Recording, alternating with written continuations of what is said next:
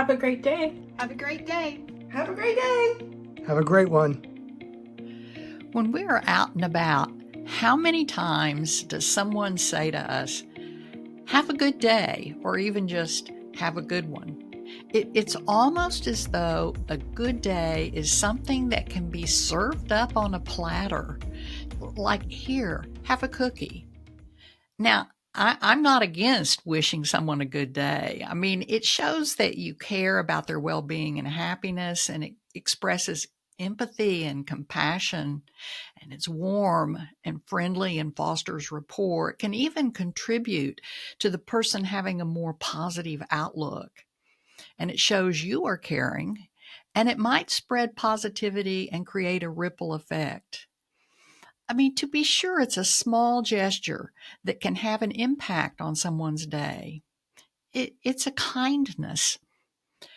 But what is a good day? And more importantly, how do you make any day a good day? Is it when everything goes like we want it to, or we get what we want? Is it a day in which we receive praise, or we're told, I love you? Was the weather perfect? Or was it just that nothing bad happened?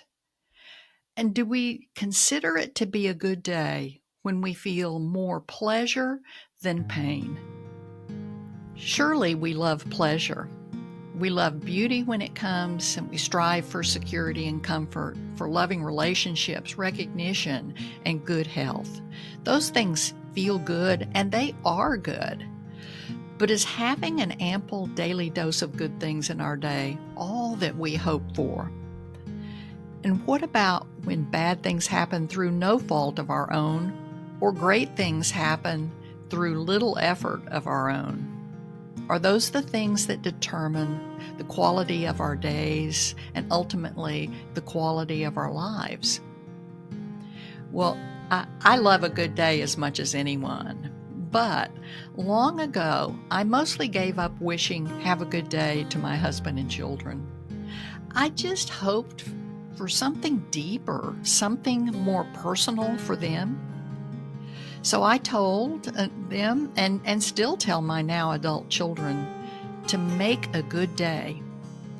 It brings to mind the power of our personal resolve, our decisions, our attitudes, and our actions in determining outcomes and the quality of our lives.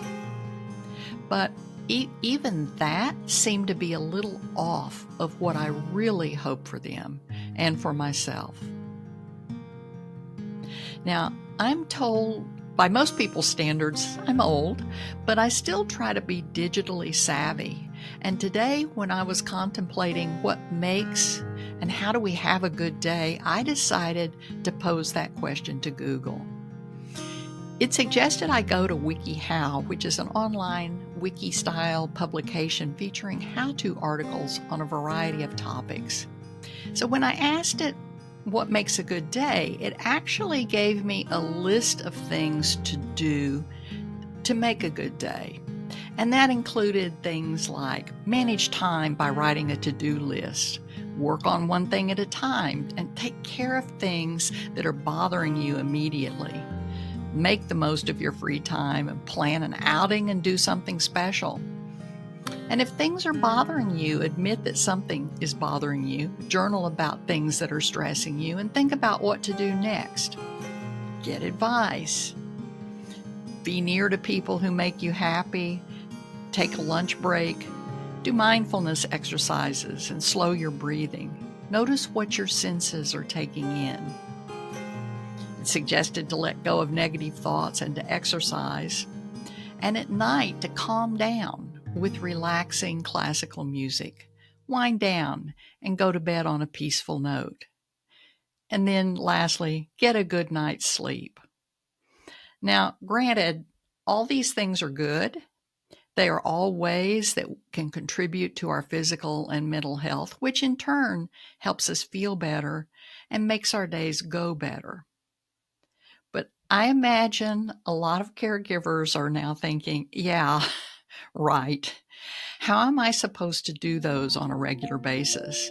And even if I did them, would I see my days as good days? How do you judge those days when the responsibilities of care are difficult and tiring, and there's much sadness and loss? I know caregivers often really long for good days when things go according to plan and the work just seems lighter.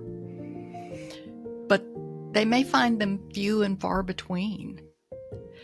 So if we believe that it is just the sum total of good days that make a good life, then caregivers are in trouble. There is more to living a good, heroic, and worthwhile life than just having good days. After all, a day is just a tiny 24-hour slice of all of our time. Our lives are more complex, deeper, and richer than pleasurable good days alone. What about our qualities that make us human, our values, our virtues, our goals, and our ability to transcend ourselves, and importantly, our personal life journeys? We're not just creatures that seek to survive each day or that want only pleasure and the avoidance of pain, because we bundle our hopes and dreams along with everything we know and have learned, and we visualize the future possibilities. We imagine how we want to grow and the person we want to be, the person we want to become. And we chart a course for how to get there. We even dream about the legacy we will leave. I talked with you before about my experience walking the Camino de Santiago, a spiritual pilgrimage I walked across Spain last fall. And the Camino consists of many different routes that you can take to get to the end goal, which is the cathedral in Santiago de Compostela, which is said to hold the remains of St. James. People have been walking the Camino for over 1,000 years, and throughout the history of the Camino, they have been referred to as pilgrims. One of my favorite parts of the pilgrim experience was the camaraderie with other pilgrims, the encouragement, the recognition that we were all on a journey, and that even though we were having a very personal experience, we shared in a common quest. We were all on our journey.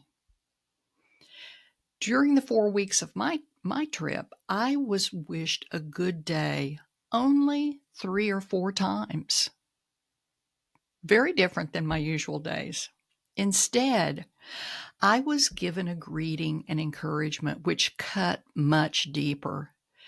You see, the greeting that the pilgrims share time after time, day after day, as they walk together or pass each other on the trail or eat together is Buen Camino, which in Spanish means good road or good path, and not just the physical path, but the spiritual one as well. It was about having an end goal we were all trying to get to, getting up day after day, week after week, whether we felt good or not, through all kinds of weather and difficulties on the trail, sometimes alone, sometimes with others, sometimes when our spirits were high, and sometimes when we were discouraged. Not always knowing what the next day would hold and if we could hold up to the demands. Now, that physical walk was akin to our walk through life. I started to wonder, is it better to focus on trying to have a good day, or to focus on where I hope to get to as a person and how I'll do that today? to trek through the chances and changes of life, to be intentional about my destination, checking my compass and trail markers, living my values with virtue no matter what the day throws at me. I realized that when I reflected on my journey, I was lifted out of the vicissitudes of the brief 24-hour slices of life and saw myself whole, imperfect, but moving ahead. And I respected my efforts to grow and do good. It gave me a vista from the mountaintop and not from the deep ravines. I share all this with you because when we are caregivers, we face so many challenges and unwanted life changes. And we wrestle with many situations which have very painful elements, which are out of our control. It is no wonder that at the end of the day, we are at risk for despair. But when we look at the quality and value of our lives from the long view, seeing ourselves working to reach a worthy goal, to become the best person we can be, it opens our eyes to see our dignity, our perseverance, and our virtues. When we see ourselves getting up every day, then walking the walk, we can experience peace and purpose and pride. At the highest level, it will be a good day. We're on the journey and we're persevering. And when our caregiving days are over, we can look back without guilt and proudly take stock of our efforts, how we grew, how we loved, and the ways we were strong. So, what is your destination? And what road are you taking? And as you make your journey, I wish you a buen camino. This episode of the Caregivers Careport has been brought to you by Scissortail Health Coaching, where family caregivers learn effective ways of managing their emotions, mindset, and life changes so that they can protect their own health and give their best possible care. If this podcast episode is helpful to you, please give it a thumbs up and subscribe. And if you would like to request a topic or pose a question to be covered in a future episode, please let us know at the link below. Until next time, take care and buen camino.